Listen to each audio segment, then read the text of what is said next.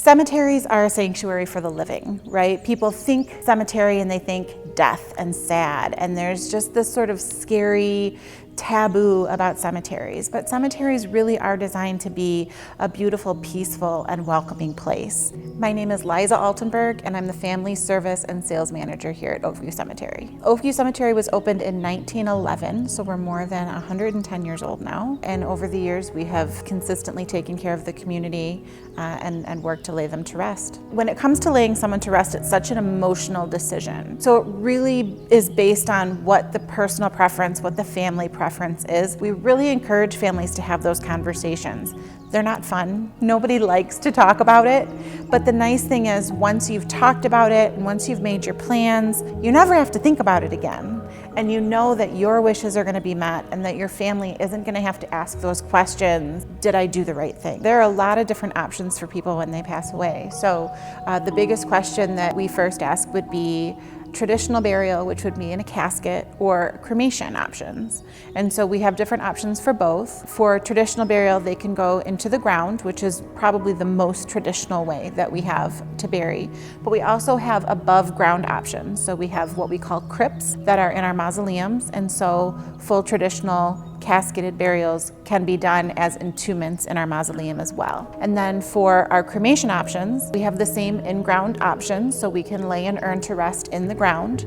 And then we have above ground options as well in our mausoleum or columbarium, where a crypt would be for a casket. For an urn, we call those niches. And so we have different niche options. We have glass front niches and granite front niches, wood front niches, lots of different options for families, just based on their personal preferences. The thing about memorialization that I really love is that it's so personal.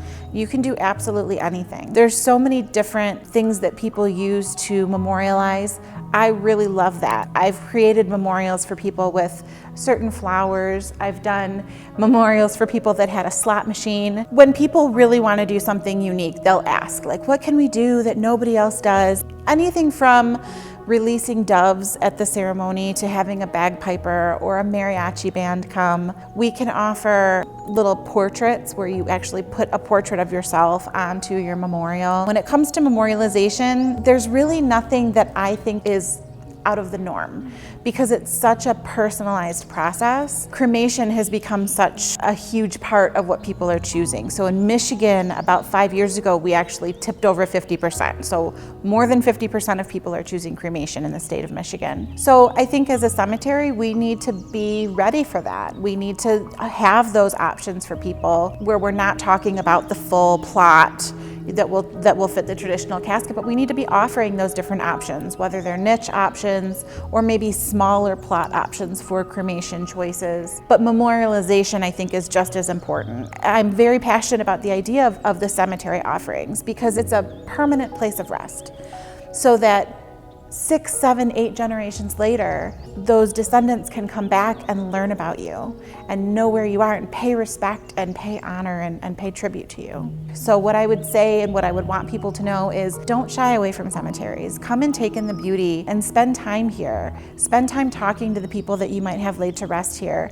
And you also don't need to have someone laid to rest here to enjoy the beauty of a cemetery. It's a way for people to tell their story and share their legacy. That's one of my favorite parts of working with the cemetery, is helping people to tell that story and figure out what's going to be there hundreds and thousands of years after they are.